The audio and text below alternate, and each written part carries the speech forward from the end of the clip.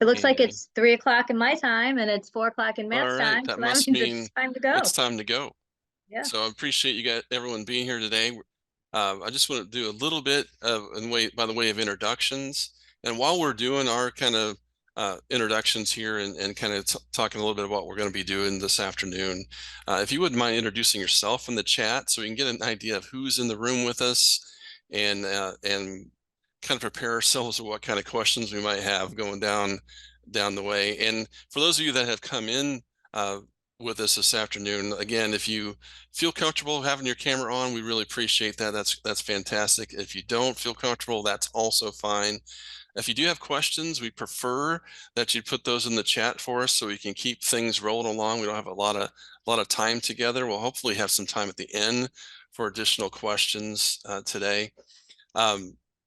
As we're getting started, my name is Matt Johnson. You can see actually my name's up there on the screen. So along with our contact information, I work for the IEP TA Center, and my background's in special education as a teacher.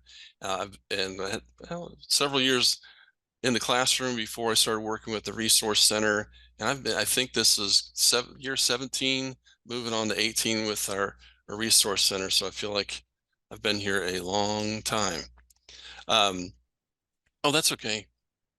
Dorothy, that's all right if you have to cut out a little bit early. Well, now I was going to mention also as we're doing this, we are recording the session, and I'm going to share a link with you a little bit here shortly. That's going well, it's a Padlet, but all that's in the Padlet is the actual approved presentation. So you'll see those and be able to get to the PowerPoint that we're going to share here shortly, and we're going to keep adding to that Padlet with each session that goes through. Now, with the recorded sessions, those will be available after or later on. Also, we'll have in our, I guess, our learning management system, which is our basically a site where you can go uh, watch self-paced modules or and you'll have a recording of the session, the presentation, little evaluation and things to complete and all that kind of stuff.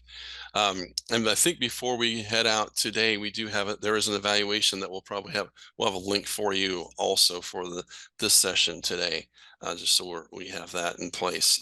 So that's a little bit about what we're going to be doing today. And I wanted, and a little bit about me. I also wanted to let Alana introduce herself and I put the Padlet link oh, into the chat so I that see you that. guys have it Perfect. at the Thank you. beginning and then at the end. So if you guys want to open that, that's where the slideshow will be. Hi guys, my name is Alana Harvith. I am from Hobart, Indiana. I don't know if anybody else is from Northwest Indiana, but that's where I am. So it is 3 o'clock here, 4 o'clock where Matt is. I was a special education teacher for 18 years before getting out of the classroom and doing like a IEP coordinator. So I got to look at IEPs in a different way, supporting teachers, writing best practices and goals. So that's kind of what I do. And now I'm at the center. So I've been with the center for a little over 2 years, and I really like it. So please, I will be manning the chat today. Matt's going to be kind of taking over, but I will jump in as I need to and ask questions. If you have a goal or if you have something specific that you need answered, please put it in the chat so that we can answer it at the end. We'll have some time for you. But this is just for new learning, best practices, and we're going to go over everything that we can, hopefully that we can in an hour. So good to be with you. So, and I feel like I have to say this on camera, I graduated from Purdue. Alana graduated from IU. So we had a little unfortunate incident with a basketball game this week Oh that yeah, I feel didn't like I think you'd mention that. have to mention there and have that actually recorded just so everybody can appreciate that for us Thanks. today. Thanks, Matt. Hey, Appreciate that. you're so welcome. Love it. I, I wasn't going to mention that. But yeah, I thought you might, so I figured, hey, I'll take this out of your hands and just go ahead thanks, and Matt. mention it You're and so great. make sure that we all get to enjoy that. Okay, let's see how things are going there. Is everybody able to see my screen there, the presentation that's up there? Perfect, perfect.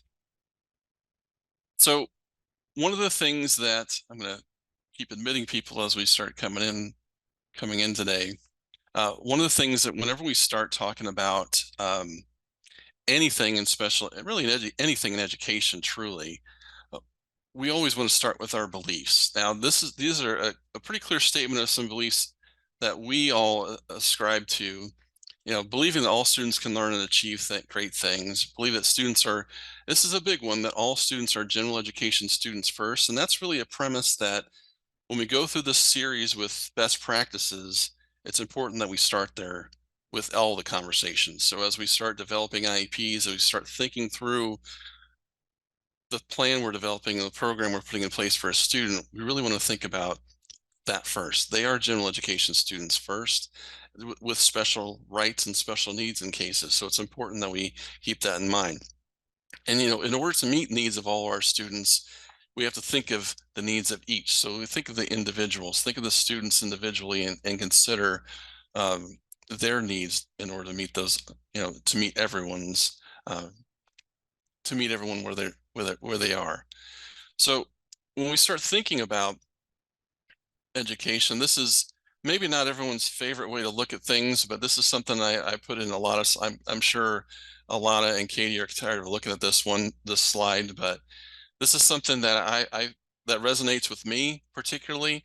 When you look at this particular picture of the stairs, if you think about it as a metaphor for education, it serves us pretty well. You start thinking about everyone, those folks that need the stairs have the stairs there. Those folks who need additional support like ramps and railings, those things are there as well. And what I really like about this particular analogy anyway, is that you can get into the ramp whenever you need to, that you can you can follow the stairway all the way up, but you can also step onto the ramps when that's necessary.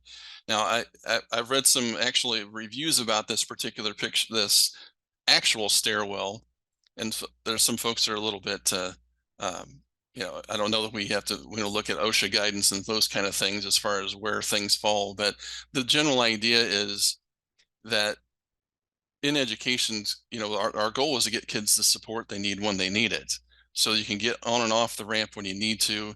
And I guess the big idea here is, first, we're starting off in the same place. Second, we're all landing at the end as well. And it's going to take a little longer to go up the ramp, but we're still going to get to the end. So it's important. Those are some just big ideas that we're considering here. And it's not something, I guess, that we're going to address in these sessions, but the beliefs are important, that we have that discussion locally, that as we're starting to develop IEPs and develop programs for students, that we are on the same page with that. We may not agree on anything else, like one of us might have gone to Purdue and the other gone to the IU or something like that, but we can agree on the beliefs, what we believe about our students and what education can look for them. So it's important that we have that discussion at least. So when we think about IEPs in general, so the idea today, we're going to break down just a couple different aspects of IEPs and development there. So the first piece of this is really setting the stage. So today we're going to be talking about the setup for a case conference. So what comes before, what timelines are associated with a case conference. So some of you are veteran teachers, and this will be a bit of a review, but those of you that are new to the experience, this is might be some new information for you. So we're going to try to walk our way through that. We're also going to talk about the folks that are necessary, some of the necessary components of the meeting itself. So the people need to be there and those kinds of things. So you're going to see some of that piece. So the keys to quality and compliance with an IEP, it really comes down to a few things. Procedures, making sure, and that's part of what we're going to talk about today, make sure procedurally we're following through the process.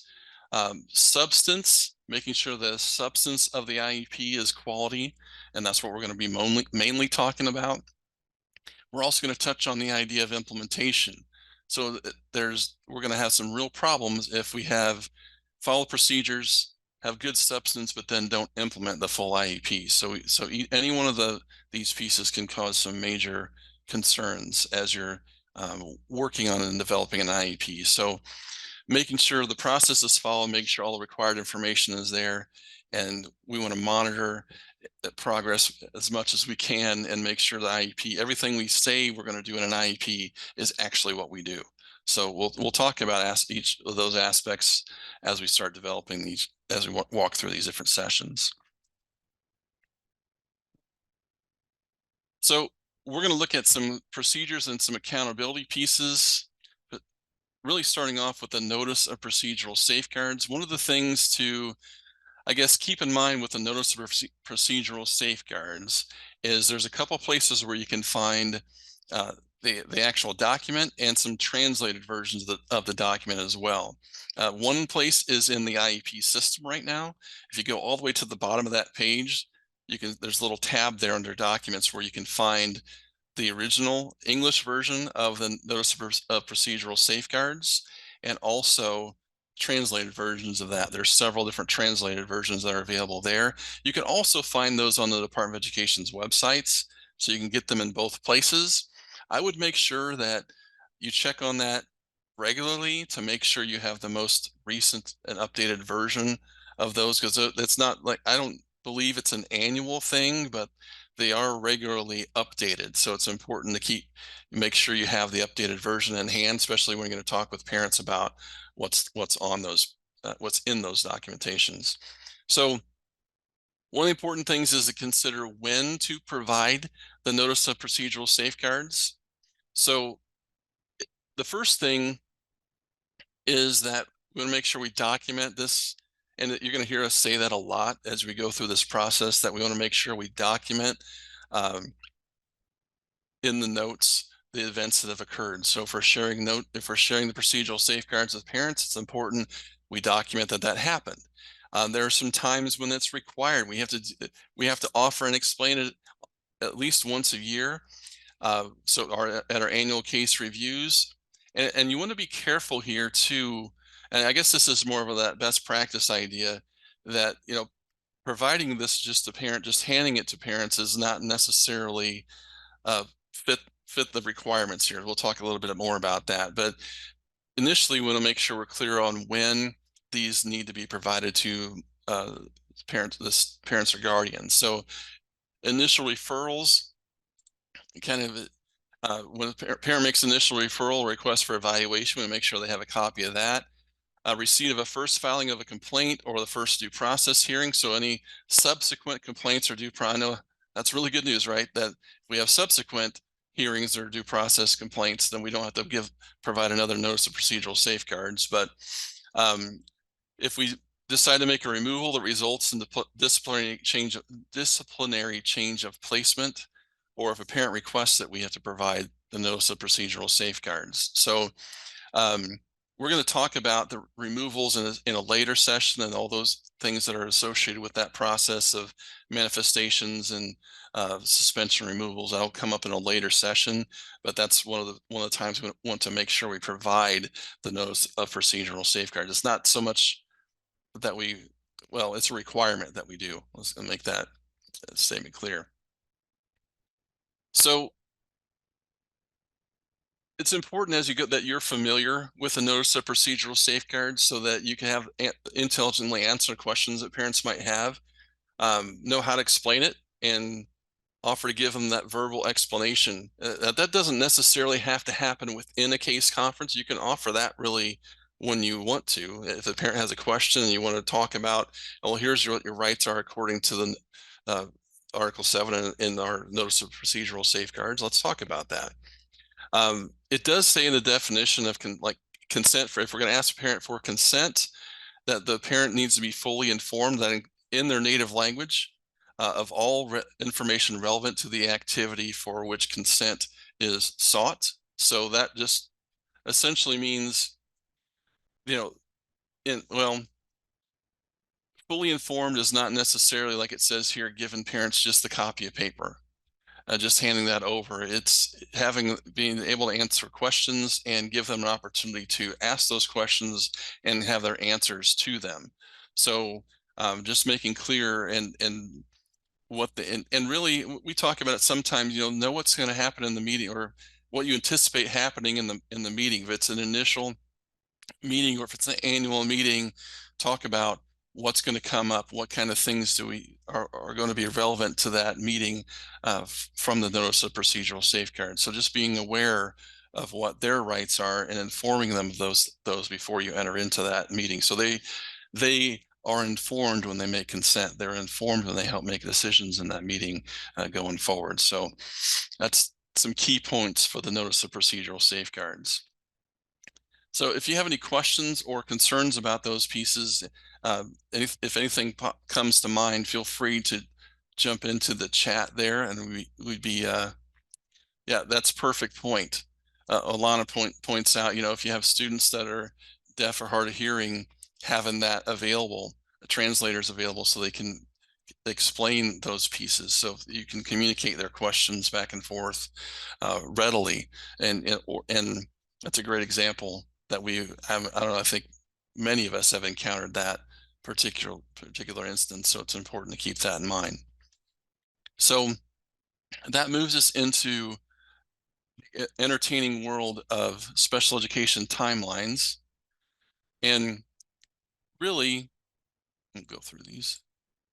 We're going to talk about these few things. We're going to talk about timelines for referrals, and some requirements there, some timelines for evaluations, and some of the case conference committee meetings, and what happens in those particular situations. We're going to talk about timelines for IEPs when they're created, and then what timelines, well, timelines around implementation of the IEP itself. So as we, starting from the beginning, from referral all the way toward when we're seeking consent to initially implement an IEP, or what happens if the student's already been eligible, and how does the timeline look in those situations. So let's kind of dive in to those pieces there.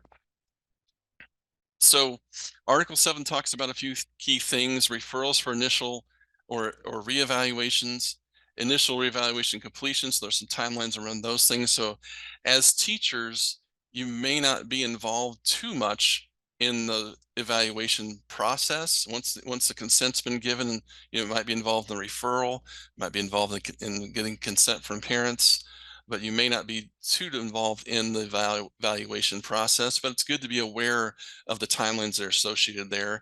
We're going to talk about annual case conferences and some implementation timelines and move-ins as well. That's always a fun topic as we go through these events.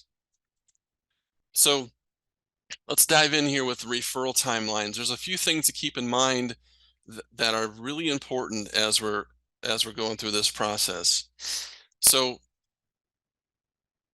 parents can make a request for initial or reevaluation verbally or in writing to licensed personnel. So it's important that you can see the list there of who licensed personnel in your buildings might be. I don't know that that's an exhaustive list there, but those folks, all the teachers, all the counselors, psychologists, social workers, principals, and other administrators are considered licensed personnel. So making sure that all those people know, and when we talk to administrators, that's something we mentioned, making sure that everyone in your building who fits those criteria knows your protocol. So it's important that every district's going to be a little bit different on who handles referrals. Some districts will have the teacher enter things in. Others will have you reach out to a school psychologist or a counselor or whoever it might be. But so it's important that you have conversations within your local agency on what are we supposed to do when a parent asks us for this.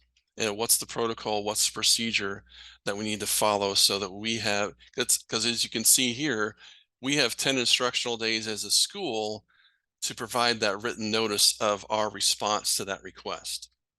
So that's a key ingredient as we're looking through that. And that response is something that the IEP system for us right now generates, and it asks us for the information we're using to base our response on. So if we are disagreeing with the parent, saying there is no need for an evaluation, then that notice of refusal is that written notice with the reasoning for that decision.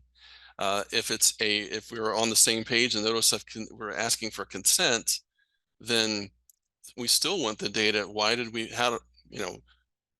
How do we justify agreeing with that decision, and what's our baseline or information we use for that?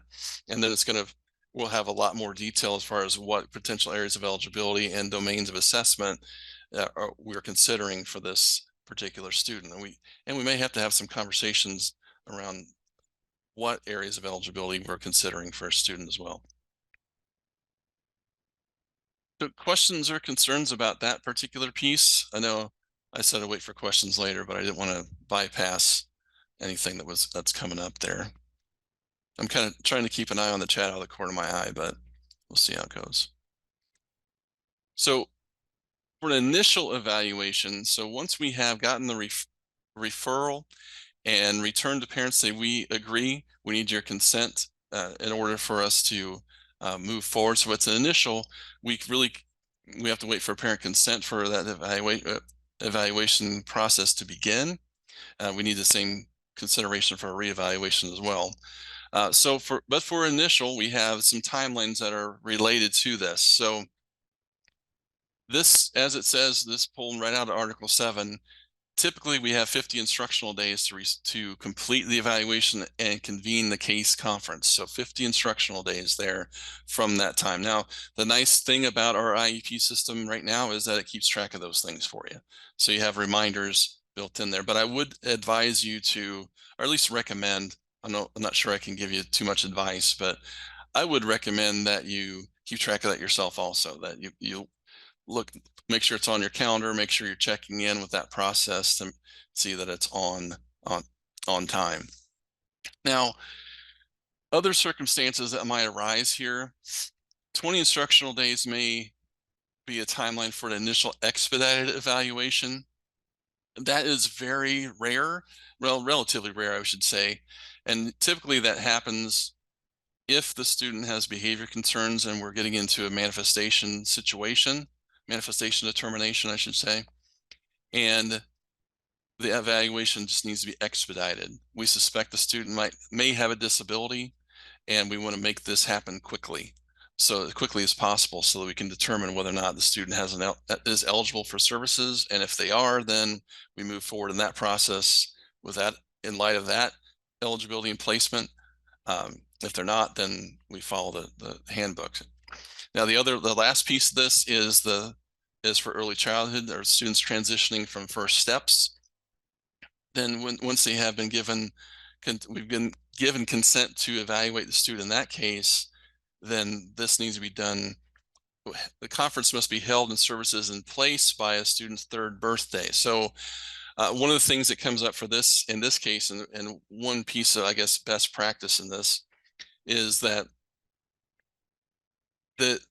well, a lot of 3rd birthdays happen during the summer months. So you're going to see, and our system is built this way, but the practice is that we have conferences in the spring so that we can have discussions around things like extended school year, for one example, but really, think about the way that's phrased there, that the conference must be held and services in place by their 3rd birthday. So it's not going to be a good idea to hold this case conference on a student's birthday, because we want to have the services in place by their birthday. So it's a little subtle distinction, but sometimes you get pushed against the wall a little bit as far as what timelines are available. But just make sure, the idea here is that conference is held and services in place really so that has to happen before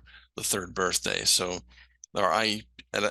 this, I guess our conversation here today is not about the IEP system, but that's the way that system's built to have if the 3rd birthday is coming up, you'll get the conference is going to be held in that spring. If the 3rd birthday is happening in the summer, I should say, just to try to make that clear.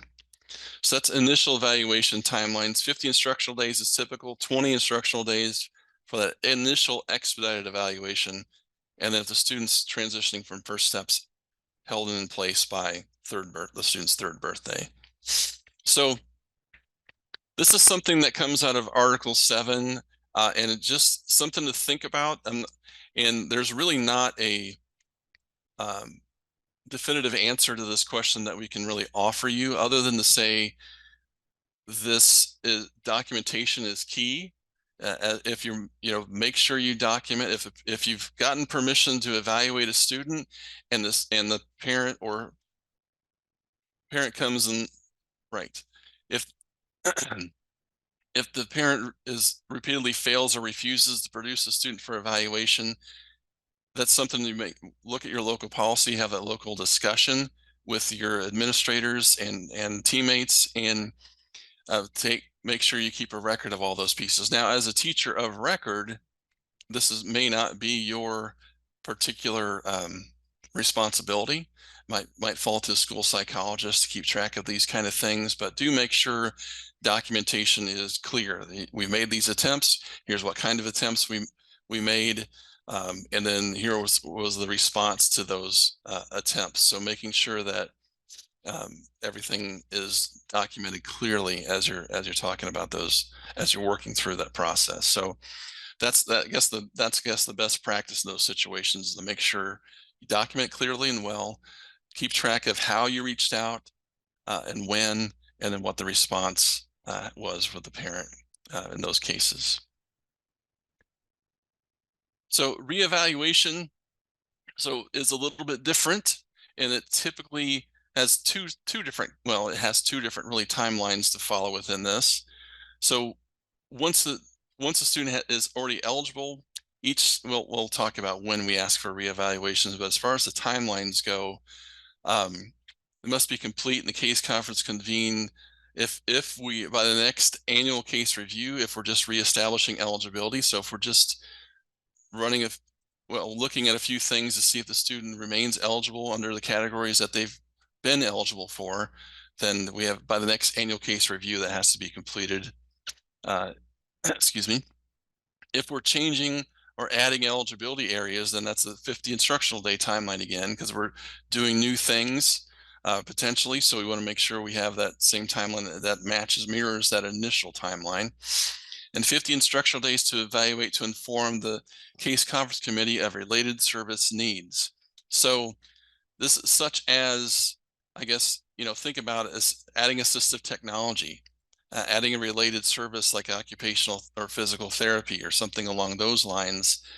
There does need to be an evaluation for those pieces to see if those students eligible for that particular device or technology or service. So it's important to acknowledge those things, and that falls into those 50 instructional days. So one of the things that I've run into occasionally is, and I guess in my own career, and Alana can jump in here too. I used to share offices with some physical therapists, and occasionally they would be surprised that they were added to an IEP without them doing an evaluation here. So it's important that we go through the process, whatever your local procedure is. It's important to acknowledge that and follow it clearly, so we are getting we all have the same understanding of what's supposed to happen in these events. Because what we don't want to have happen in the case of any case is a student being eligible for a service and then them not getting that service.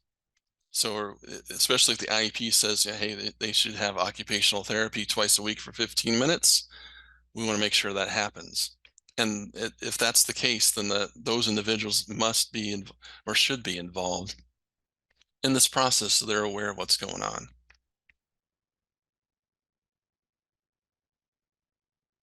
Okay. So some timelines with initial educational evaluation. So a couple big things here.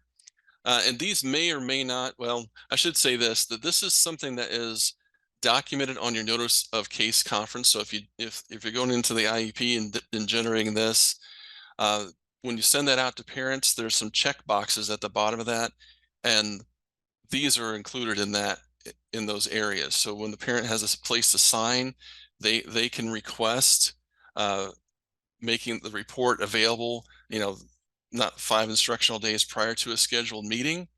And they can also ask to arrange a meeting with the parents. I'm sorry, we can ask, the parents can ask for us to arrange a meeting with them to discuss the evaluation prior to that initial case conference. So those are some things to keep in mind. That's part of that notice of case conference. So when you get it back, make sure you check through that. There's some other reasons that we need to be involved. We need to review that notice as well, but these are some important things. And we also need to acknowledge that the educational evaluation report must be provided to the parent at no cost. So there's no cost involved, no matter how much it costs us as a school to make the copies, the parent still does not incur that cost. So it's free for them completely. So so that's just a couple things to keep in mind. Initial evaluations, the parent can ask for us to meet, may request a copy no less than 5 instructional days prior to a scheduled meeting, and they can also request for us to arrange a meeting to discuss those results within 5 instructional days prior to that scheduled meeting. So just keep an eye on those things if the parent makes those requests. So that can really be a helpful thing as far as a good practice goes. Having those if a parent is concerned about the evaluation results, you know, instead of taking time at the case conference to review those results, everyone else at the table may have read through those and is able to understand them because that's what our experience happens to be. But parents might want a little time to go through this information, and that can save us a little bit of time, make that time that we're all spending together more focused on using that information to develop the plan and programs for that student going forward. So that's not always going to be the case, but it's something I wanted to throw out there, that if parents have a lot of questions, it might be best or a good idea to offer, hey, let's just talk. We're not going to make any decisions. We're not going to talk about placement or eligibility at this point, but we can talk about this evaluation so that you can, I want to make sure you're understanding what's going on, what the results mean, what the graphs say and tell us, and those kind of things. And being armed with that knowledge is going to help you make better decisions when we do all come together as a case conference committee. So we can you can be a more, I guess, informed participant in that meeting rather than just feeling like you're behind already when you have folks that really understand what the evaluation results entail. So some other things that come up that we'll want to make sure we touch on here as far as special education timelines regarding the IEP and annual case review. One piece that gets a little confusing for us in our state right now is the reevaluation is at least considered or discussed every 3 years. So when I first started teaching, we had triennial reviews. Triennial reevaluations is what we actually call them. So every 3 years, we had to do a reevaluation of the students that are eligible. That's not exactly the case, but we do need to make sure we're discussing the need for reevaluation, and that's documented in the IEP that we had those discussions. If you go to that Create IEP page at the end of the IEP system as you're developing an IEP, there's a box for you to document that piece. So you can check the box what kind of reevaluation that you're considering, and it's important that in that little box there you talk about what you considered in that discussion. And we, essentially we have to talk about this, and if we determine as a committee that there's no need for a reevaluation, and I'll leave it to Article 7 if you want to look it up for the exact language there, but essentially look at the information you have. If there's no need, if you feel as a committee that you're able to develop a program for the student with the information you have, you can move on. But that documentation needs to be, or sorry, that conversation needs to be documented when you have it. Now that prompt comes up every time in the system. So my advice would be just to talk about it each time and document those pieces, update it as you can, but it has to be addressed at least annually for us. So, and I'm sorry, at least every 3 years. Sorry, I don't want to mix up my direction there, but so we do have to make sure we review an IEP at least annually. So that's where annual review, annual case review, that concept comes in. We can obviously review things more frequently than that. And for many of our students, it's going to be much more frequently than that. But we at least have to review IEPs once a year and look at the program and make updates and changes as needed based on the data and knowledge we have about the student. We do also have to consider in our meeting, along with a few other timelines, our timeline to report progress to parents. Typically, this follows, and I think the advice is that it follows generally the timeline for report cards follow. But it is a case conference committee decision. So you can make that choice. It's probably most typically, I think it follows your quarterly, well, depending on if you do quarters or semesters for that progress report information. So, but that's, and if you're interested, I know everybody loves to look into Article 7 to find those references and read for them, but I always encourage folks as we go through these things, if we cite these, you know, it's worth your time to make sure you're I guess, conversant with some of these key things as well. So Article 7 should be something we lean on. That's, we don't, that's generally, well, that's where we start from with all these conversations is what does the rule say and what does that mean? And and that's where we get into practice as well. So we want to start there always. That's why you see those references throughout. So move-in conferences. So this is something, if you haven't experienced the joy of move-in conferences, you probably will at some point. And typically these are really heavy at the beginning of a year or at a semester break. So there's kind of a season. Sometimes it's not really a season, but it's something that it seems to happen that first month of school with that first, August into September, but it can happen anytime during the school year. So it's important that we keep track of students to the best of our ability, because once the student is enrolled in our building and we have knowledge that they have an IEP, there's 10 instructional days we have for us to revise and change the IEP or adopt the IEP from that previous school. So that's a really important thing to keep in mind. So there's a couple things here as you're thinking about this. We still want to enroll that student right away. It's important that we have conversations as far as best practice go. Um, at when parents come into the building, just realize that not everybody knows what an IEP is. Not everybody knows what special education is. So inform your folks who are your intake, whether your school secretary or whoever it may be. Let's talk about some questions to ask here to make sure we don't miss anybody, because that's one of the common, I guess, concerns here is what happens if parents don't check the box that says they had an IEP from a previous location or out of state or something like that. So, and there's not much we can do if they don't give us that information, but if we can ask better questions, that can be really helpful. So that's something to talk about with your locally about what do we do, how do we improve this, because we don't want anybody to slip through the cracks here. If we know the student has an IEP, we want to talk with parents and provide services comparable to those that are on the IEP from the previous school. So hopefully we can get a copy of that IEP from the parent. We can reach out, call to the previous school if necessary. There's transfer options within the IEP system, but the old methods work too. I I used to rely on fax machines an awful lot. That's probably not feasible these days, but we can ask for copies from other previous schools and get those things done as well. We want to make sure in that short window that we have before we meet, that 10 instructional days, when we're working with the student, we collect information. Let's pull it together. What can we find out in those 10 instructional days, and to make the best program that we can, and try to match as closely as we can in that timeline what's already been in place for that student, and then think about what the student's needs are as we're developing the IEP, and how do we plan to meet those students' needs here? Because with previous IEP, it tells us how the students' needs were met in that previous location. It may be a whole different scenario and setup than what we have in our particular school, but we still have to meet the students' needs as they are. So let's think about find those out first and then meet them the best we can here locally.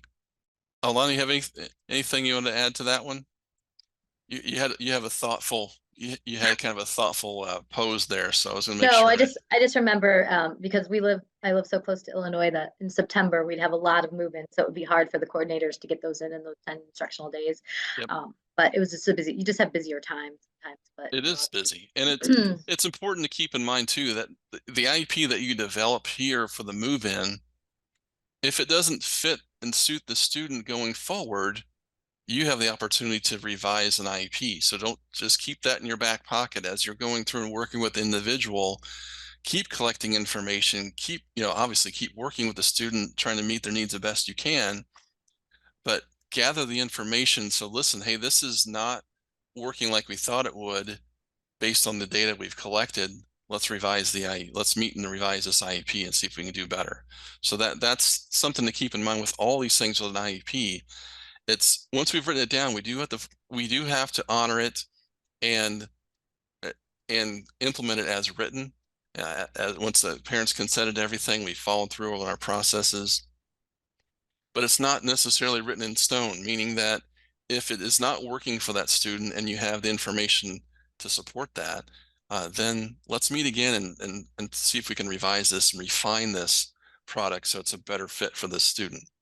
Yeah, we had to do that with since different states have different classes. They're named something different, so that Oh would yeah, be that was what it was. I was just thinking about that with the move-ins. Just if you yeah. don't have that in your classroom, you have to meet the student's needs. So you have to figure out what does meet the need that you have close enough to in your And building that's to be able to talk to the parent about it. I think So that's a key thing right there. What you said too is talking with parents and saying, okay, we don't know what that means. Describe it for us. Talk to us about what that looked like for your son or daughter, so we understand how we can do that. What are we going to? How are we going to match those kind of things up? Now, this one is going to really rely. The next little slide here is really going to rely on your district to kind of figure out the best practice in this case, because there's going to be situations where students have begun that initial evaluation process and then they move. They land in your school district and they're on the evaluation is already underway. So in that case, that initial timeline might not apply. It kind of depends. It's one of those, it depends. At this point, you want to have some conversation, look over the information, and talk with the parents and agree on a timeline that we're going to follow for this. Because sometimes you get move-ins where the evaluation is nearly complete and you feel like we can meet the timeline still. Other times we get the situation where the students come in the building and there's not much done on the evaluation and there may not be much time left on that initial timeline. So in those cases, we have to show that we're working on this, making progress. So we're going to document those events. But the new school district and the parent have to talk about what's the new timeline then. If we can't, based on what we've gotten and how much time we have left, we don't feel we can meet that timeline. So what is acceptable to both of us? So make very clear documentation of these things as you're working with parents to figure these things out. Make sure the school psychologist is involved and make sure we have, of course they should be. And if you're involved in it as the teacher of record or service, then how can I help help you in this to make sure we get this student what they need as best we can? And it's going to be interesting in some of those cases too, where the student may or may not be eligible. It's an initial evaluation. They might not be eligible at the end of those pieces, but we do have to think about what are we going to do for them while we're doing this work? What kind of things can we support them in and work that out with parents as we go forward. And that makes it a little bit challenging here because essentially we have to think about they may not be eligible. So what do we do for everybody has concerns? What do we have to do for everyone who has some needs that what can we support in our school building while we're doing these other, developing these pieces, or developing this evaluation for that student. So it doesn't happen very often, but it's a tricky thing when it does. And as teacher of record, you may not be involved in it too much, but just be aware that, uh, listen for it and help out as much as you can with if the situation arises. So the next step in the process, we're going to talk about implementing the IEP. So the first thing and we're going to talk about initials. So it's really important that we understand the difference between initial IEP implementation and what they call subsequent IEP implementation. So any IEP after that initial piece. So we'll talk about why that's important here shortly. So when you start thinking about, or when an IEP is final, the parents are, well, let's look at it this way. So once consent has been granted for an initial IEP, then the services identified must be provided no later than 10 instructional days after that consent. So just keep that in mind. Once a parent has signed off on that initial IEP, we have 10 instructional days to have that in place. So hopefully, as we're um, going through this discussion, as those 10 instructional days, as we're developing the IEP, we have some idea of what services are need to be in place for a student. So we might be ready before the 10 instructional days, but that's the limit there. We have to make sure we're in place. And keep in mind, I probably should have mentioned this earlier, that Article 7 mentions 3 types of days, if I recall them correctly. So there's just days, which is just any day. There's instructional days, which are days where school is in session. Instruction is happening in those particular days. And then sometimes I'll have business days, which are just as like bank days, more or less. So not holidays, that kind of thing. One of the things to keep in mind with instructional days is typically there's no instructional days during the summer. So that doesn't include those, but there are business days over the summer. So that's one of the things you have to watch out for. Instructional days don't include our breaks and those kind of things, but business days might. So you have to consider that kind of thing. It doesn't come up very often, but when it does, it can mess with you a little bit. So I just want to make sure we address that. So initial consent IEP, 10 instructional days after that parent consent, we have to make sure that the services are implemented as written. Subsequent IEP implementations. This is a little bit different and sometimes can I guess confuse folks a little bit, but essentially, once the IEP is final and provided to the parents, so more or less once the parents have received written notice of the IEP, which means you've given them the final version of the IEP, on the 11th instructional day after that, the IEP goes into effect. Unless the parent consents. So if you notice on our system right now, you have a notice of implementation that goes out with the IEP. What that document says there truly, or I guess in essence, is that if the parent signs there, then they're saying that I want to implement this IEP immediately once they've signed off on that document. So that's essentially what that document is saying. It's not consenting to the IEP itself. It's actually waiving that waiting period.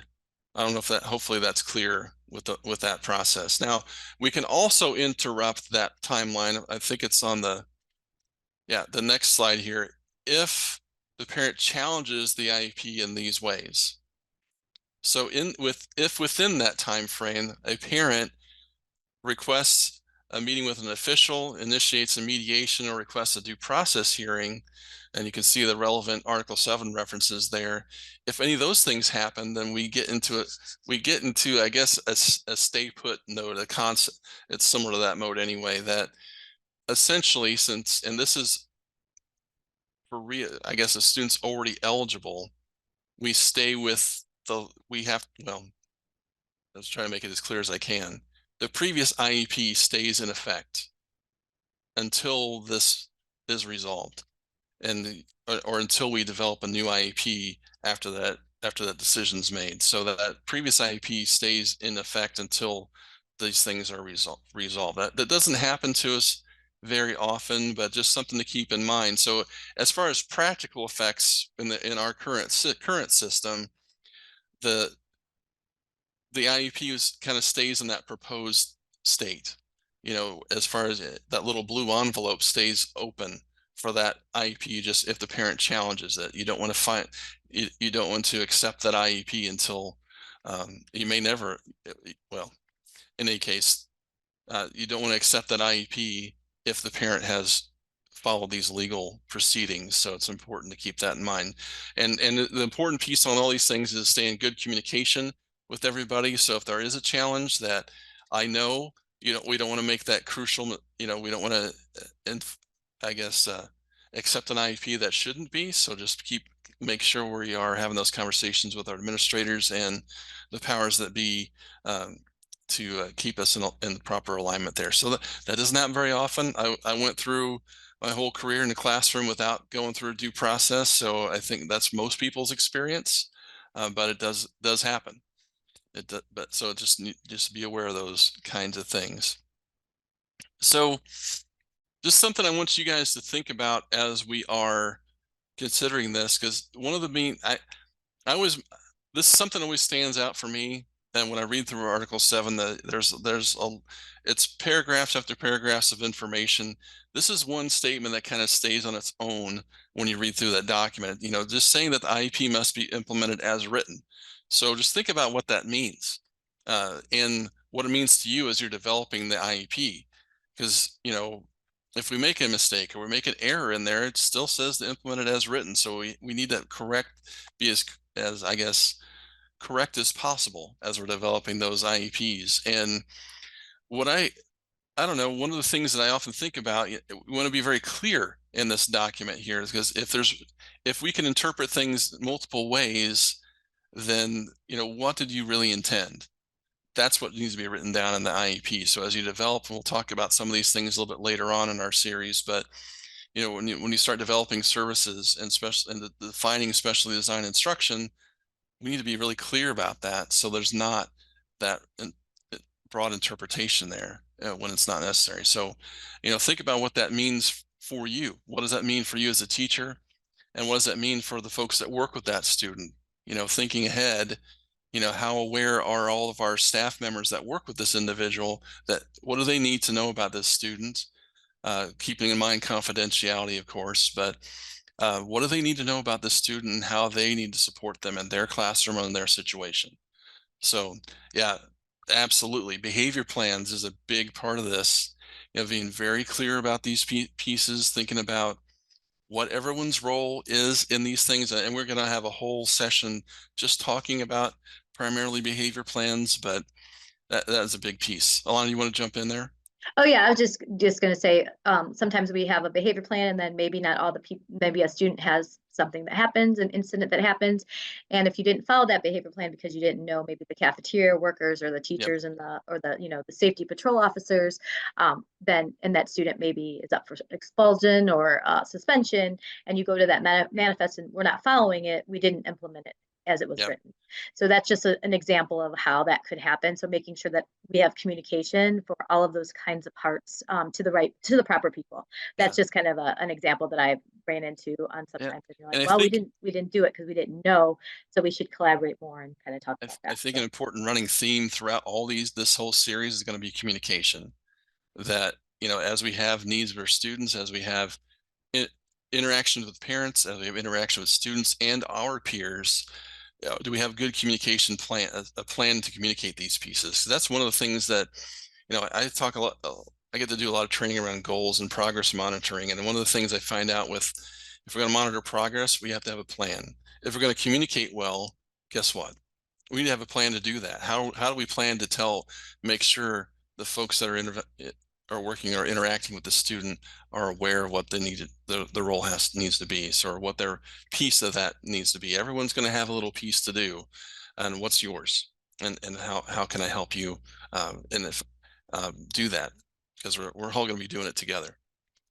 So responsibility, I mentioned, it kind of hit on this already, but I want to make sure we touch on it again. You know, mainly the teacher of record is going to be responsible for this implementation. And the teacher of record is, you know, appropriately licensed or trained, but everyone's going to have a role to play. One of the things, you know, that first belief that we talked about is every student is a general education student first. So that means some of the responsibility for all of our students falls on each of our shoulders. So we have some responsibility for each student to support them through as much as we can. Now, keep in mind, there's going to be more people, teachers of service working with students, of course, but the teacher of record is kind of the lead in those pieces, and most often leading that case conference or leading the discussion and support of that student throughout their career at the school. So let's talk a little bit about this, because now we talked about some timelines, and I know that is not the most exciting piece of the puzzle to talk about, but it's important that we have a good knowledge of what's supposed to happen and when. We also need to talk about who needs to be at a case conference, and you can see on this particular slide, we have some important invited individuals that must be invited to every meeting. And typically these are the roles that must be filled. The public agency representative, teacher of record, general education teacher, instructional strategist. We're going to talk about what each one of these are quickly here shortly, and that multidisciplinary team member, and for that initial conference especially. So this slide is just kind of remind us that if you need to be excused, if any one of these people, these 4 or 5 people that are on this list need to be excused for all or part of a meeting, then that we need written consent from parents for that excusal. And that typically happens before the case conference, and it goes out with that notice of case conference. So as you're developing the IEP in our system, you're going to have hopefully some knowledge about who is going to fill these roles and what their participation is going to be. I would say if the person is going to attend, well, if a person is not going to attend or is going to be excused early, we need something in writing about their information so that the individual themselves is going to share with us what they would have shared at the conference. So their data, their commentary, their recommendations will be part of that they share with us. So if they can't be there for all of it, hopefully they can say those things and we can document them in the IEP. But if they can't be there for the part that's relevant to them, then we need something in writing ahead of time from them so we can share that at the meeting in place of them being there. So it's important that it's a big deal. So it's important that we have these folks. And, as we think about this piece, think about if the parent does not excuse those individuals, then what's our plan? That's a district. As a district, we need to talk about what do we do when? What happens? What happens when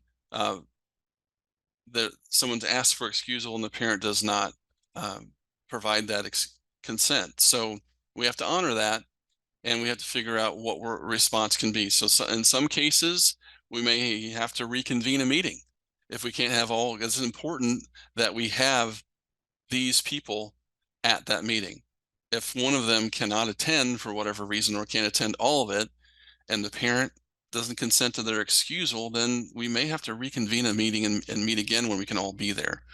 Now, I want to make one distinction here, and I guess that's what the next piece comes up to is, that's something to talk out with your administration and maybe a legal team to talk through what do we do if this happens. It's so much better to have these conversations before they happen than in the middle of, oh, I'm not sure what I'm supposed to do here. Ideally, this would be part of your policy and procedure guidance that I can go look up and see what do I do when this happens. There it is. And it's going to be maybe look a little different in each district, but it's important enough to have good, solid conversations around that. Because then that gets in some legal advice. So we're going to stay away from being too direct with that particular thing. But I would advise talking to your coordinators, your support at your district, and making sure we're clear on what we want to do in those situations. So one other piece that I guess it's important for this, there's a little different flavor here for this particular piece. That first of all, at a case conference, we are going to be talking about personally identifiable information. So one of the things in our rule and the way that our IEP system is set up, if we're inviting an outside agent into our meeting, then we have to get consent from the parent for them to attend. So typically that falls under that transition agency representative. There's a little box to check off or yes, no to check. And then it asks you if we have, and when the notice of case conference is developed, there'll be a question specific to that for the parent to answer. Is this student or is this person, do you give consent for this person to attend the meeting? Yes or no? Or there's a little checkbox, I think. So it's important that we acknowledge that. So if you're going to bring in people, that are not, I guess, direct employees of your school, we used to have mentors that work with our students sometimes, and we'd invite them to a meeting, but the parent has to consent to their attendance in those cases. And but in general, it's important to keep in mind that this meeting is confidential. So we need to keep it so. Only the people that are I guess, require this knowledge need to be shared with the school personnel. Only the school personnel that need to have it are need to have well, let me try to say that more clearly. The school personnel that's working with the student, what do they need to know to help serve that student best? I think that's the best thing. And I think it's important to talk to parents too about what we're sharing and with whom at the school level, because we don't want to share out everything to everybody, and not everyone needs to know the whole IEP, but what do they need to know? What resources do they, or what details do they have to have in order to serve that student in the school building? Because we don't want to, not everybody needs to know the whole thing. So the last thing I want to say before I get into this defining these roles a little bit is to talk, there usually are additional people invited to a case conference. So just keep in mind that only the folks that are filling these roles require that written consent to be excused from the meeting. So if you just check your local policy for what the procedure is for other individuals, it may be similar to what this is. It may be a little more, I guess, lighter requirements for folks that, like, if I have a occupational therapist that needs to join the meeting, there may be a little different local guidance for how they need to how we need to address their participation in the meeting. So this next piece just talks about the different roles. One of the things to keep in mind, public agency representative is kind of a big deal. Sometimes as a school, I know I served as public agency representative when I was teaching, and that probably wasn't appropriate, because as you can see here, there are some requirements for the public agency representative, and indeed most school districts I think there's a requirement for school districts to go through public agency representative training for your administrators. So it's important so they know what I guess their responsibilities and requirements are in those meetings. So that person needs to be knowledgeable and have authority. So those are some big things. Know about special education and the services that are in place, knowledgeable about the general education curriculum. They're qualified to provide and supervise special design instruction. And so there's a lot of pieces there. So typically that's a school administrator fills that role. That would be typically the person who fits in that piece, because the idea here is to have the right people at the meeting to help, so we can make decisions there in the moment rather than trying to find somebody down the hallway to help us out. So public agency representative, typically as administrative level individual who's going to have some knowledge of what's going on for us as far as resources and what's available for us at the building, what's going on in the general education spectrum and curriculum, and then they're qualified to provide or supervise special design instruction. So there's a lot of qualifications within that. So who can be those? We have here some folks that typically meet those criteria, but it's something to really be considerate of as you're having those discussions. Public agency representative is an important role at that meeting, especially. So the other roles we'll talk about, a teacher of record is that special education teacher that's assigned to that student. You have to have licensure in that student's area of eligibility for you to be teacher of record for the student. Teacher of service is really any other teacher who, and so the terminology, it's not a requirement, or it's really not referenced in our IEP system, but a teacher of service is really any teacher who serves that student. It could be another special ed teacher, it could be a general education teacher as well.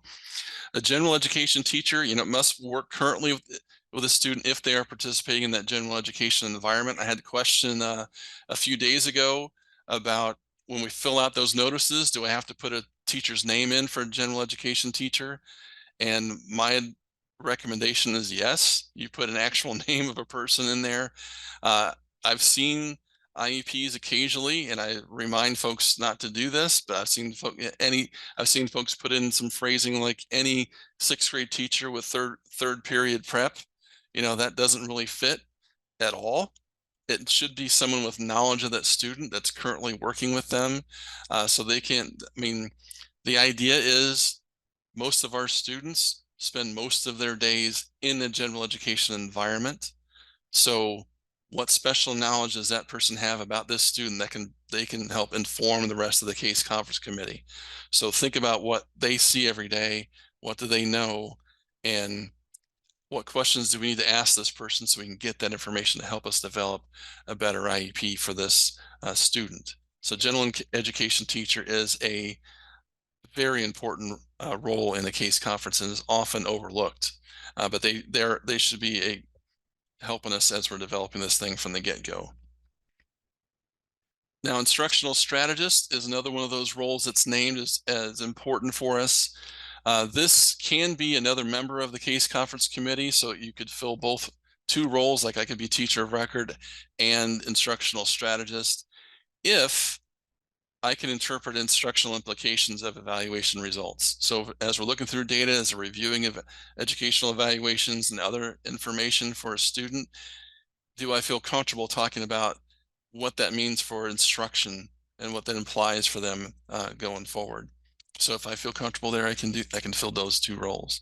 Now, this is not necessarily a role at a meeting that's named, but I would say for almost every meeting that we're involved in, whether it's a case conference or not, someone needs to be taking notes. And in this case, it is supremely important that you do so, so that we're taking notice of the discussion and the decisions being made throughout the case conference, and we're taking good notes for the whole thing. There should never be a situation where there aren't notes taken at a case conference. Someone should be doing that, and it's good to explicitly talk about it.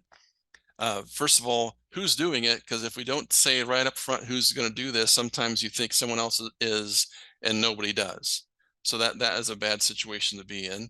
And talk about what things we need to document. We're not going to be able to write down everything everyone says, but think about what decisions are made, what maybe led to the decisions, what input parents are having in the meeting. We want to make that evident throughout those notes and conversations in the documentation there. So we're always going to invite the parent, obviously, and we talked about notice of procedural safeguards and communication. We want to make sure the parents are well informed and are armed, capable of being meaningful participants in this meeting. So there's some big ideas there. So it's important that they're a big part of this conversation. So it's also important then to talk about your policy to contact parents to schedule meetings, so that look to what's the plan for you as a district, as a school, keeping record of all those things, all your attempts and in what ways, document those results. You have a space in the IEP system for communication, use it and make sure you have those documentations. So, and consider talking with your district and with your legal representation there on what we should do when, if we're not getting the response we want. You can talk about what should happen in those situations. But the best advice I can give anybody is to keep documentation of those records. So if we make phone calls, if we send something home, we go do home visits, we document those things, the date and the outcome of those events, so that we have record of those things going forward if they're in case we need them. Hopefully you don't, but in case you need them, you have those records. So that is going through what happens before, the timelines associated with the evaluation and developing the IEP, and talking about just setting up the case conference, those pieces. There's a lot of detail within those things, and I'd encourage you to look through those, especially. At this point, if you have any questions or concerns, I want to make sure I put this last slide up too. There's a link to the evaluation, which I'll also put in the chat here, but that's something I want to make sure is there. Do you guys have specific questions that you needed on any part? I know if you're a newer teacher, you have something that you need clarified, or if we said some jargon and you didn't know what it meant, please say that too, because sometimes that happens. Or just something else that you might need to work on, or what you're thinking. You can put it in the chat or unmute if you want to talk too.